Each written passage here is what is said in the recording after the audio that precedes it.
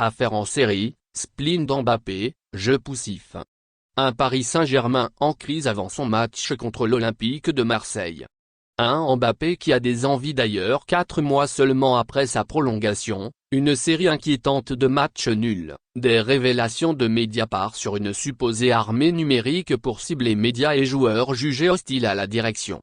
Le Paris Saint-Germain, pourtant toujours invaincu toutes compétitions confondues, connaît une semaine compliquée, à quelques jours du classique contre l'Olympique de Marseille dimanche. La vie d'un supporter du Paris Saint-Germain n'a jamais été un long fleuve tranquille. Elle ressemble plutôt à un soap opéra aux rebondissements plus incroyables les uns que les autres.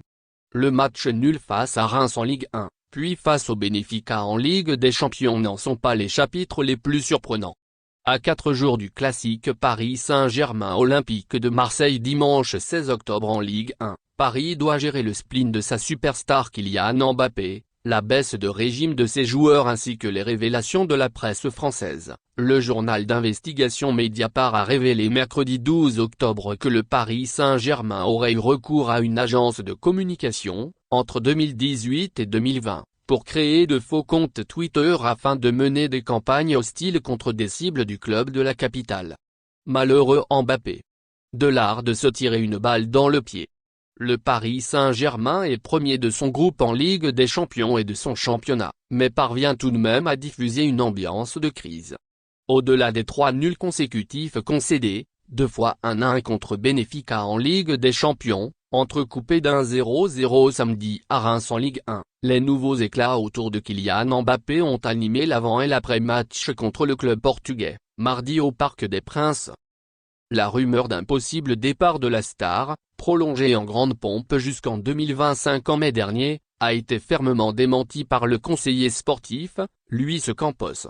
Mais cette rumeur a, de sources concordantes, été lancée par l'entourage d'Mbappé lui-même, pour mettre un peu de pression au Paris Saint-Germain, car le numéro 7 se sent trahi par sa direction, qui n'aurait pas tenu ses promesses, notamment celle de recruter un grand avant-centre, partenaire idéal selon lui. C'est vous qui sortez les choses de leur contexte, a répondu au journaliste Achraf Hakimi, un allié de Mbappé dans le vestiaire. Lui est concentré sur le club, il est content ici. Je le vois heureux, a assuré le Marocain. Le public parisien n'a pas sifflé le prodige mardi soir, le joueur n'a pas été sanctionné par son club et, pendant la rencontre, Mbappé a assumé son statut, marquant sur pénalty le but parisien pour devenir le meilleur buteur en C1 de l'histoire du club, 31 réalisations, tout en terminant homme du match pour l'Union européenne des associations de football. Un pari moins séduisant. Les états d'âme de Mbappé ne sont pas l'unique problème. Avec seulement 2 buts marqués en 3 matchs nuls, le Paris Saint-Germain a nettement ralenti. On est moins clinquant, moins brillant, moins dangereux, admet Christophe Galtier, qui ne pense pas que ce soit un coup de moins bien physique. En début de saison, on allait beaucoup plus vite, avec beaucoup plus de jeu dans la verticalité une fois qu'on avait créé les décalages, ajoute l'entraîneur. Neymar, éblouissant depuis août, marque un peu le pas. Contre Benfica, il s'est perdu dans des dribbles réussis, mais latéraux, ou un coup du sombrero splendide, mais dans le rond central. En outre, les affaires gâtent aussi le Brésilien, son procès pour corruption et escroquerie s'ouvre lundi à Barcelone, à un mois du mondial au Qatar, 20 novembre-18 décembre. L'histoire dure depuis 2016, l'agence brésilienne qui gérait partiellement les droits d'image du joueur, dit, s'estimant lésée dans le transfert de Ned Santos à Barcelone 3 ans plus tôt. Spleen d'Mbappé, fléchissement de Neymar. La fameuse MNM est aussi touchée par l'absence de Lionel Messi, blessé au mollet, qui devrait très probablement revenir pour affronter Marseille, rassure Galtier. Une armée de trolls au service du Paris Saint-Germain ? Au cours d'une longue journée de mercredi, les nuages ont continué à s'accumuler dans le ciel du Paris Saint-Germain.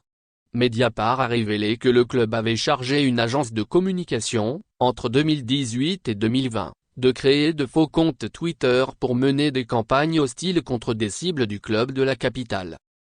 Selon le journal en ligne qui publie un rapport de la société digitale Big Brother, Immatriculé à Barcelone et contrôlé par l'homme d'affaires franco-tunisien Lotfi Belhadj, cette agence a déployé une armée de trolls au service du club détenu par le Qatar pour discréditer des personnalités, des journalistes et même des joueurs de l'équipe. Parmi les cibles privilégiées figuraient, selon le rapport, des médias jugés hostiles au Paris Saint-Germain comme Mediapart et l'Équipe, le supporter giflé par Neymar, après la défaite du Paris Saint-Germain en finale de la Coupe de France 2019. La jeune fille qui a accusé la star brésilienne de viol, mais aussi des personnalités du club comme le joueur Adrien Rabiot et l'ancien directeur sportif Antero Henrique. Mediapart indique que la star parisienne Kylian Mbappé a également été égratignée.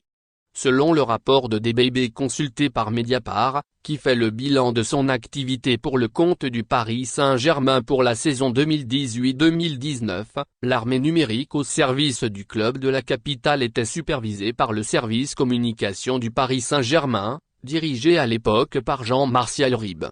Ce dernier a quitté le club en mai dernier pour le service de communication d'une filiale du géant du luxe. Contacté par l'AFP, le Paris Saint-Germain a démenti fermement les allégations de Mediapart. Mbappé répondra-t-il sur le terrain? Petite éclaircie dans cette semaine sombre, l'enquête sur les soupçons de fichage ethnique au centre de formation a été classée sans suite. C'est dans cette ambiance morose et tendue que le Paris Saint-Germain prépare un des grands rendez-vous de l'année, la réception de l'Olympique de Marseille dimanche, 20h45. Très attendu par ses supporters qui entonnent à chaque fin de match des chants anti-marseillais depuis 15 jours. Un Olympique de Marseille qui devrait au contraire arriver en confiance, après sa victoire contre le Sporting Portugal. L'affaire Mbappé va forcément laisser des traces. Avant son premier classique, en 2017, le prodige avait commis une petite erreur d'appréciation, il l'avait admis plus tard, en évoquant un match comme les autres. Il s'est largement repris depuis, marquant 7 buts dans des Paris Saint-Germain Olympique de Marseille, notamment le dernier, le 17 avril 2022 au Parc des Princes, 2-1. Jusqu'ici, chaque fois qu'Mbappé a fait parler de lui hors du terrain, de sa sortie malheureuse au trophée UNFP où il avait réclamé plus de responsabilité à ses désaccords avec la Fédération française de football sur les droits d'image des internationaux, il a répondu sur le terrain, en marquant des buts. Une victoire contre son meilleur ennemi, avec un grand match de Mbappé, relancerait le Paris Saint-Germain et ferait peut-être oublier la semaine d'Ora. Merci de bien vouloir activer la cloche et de cliquer sur j'aime.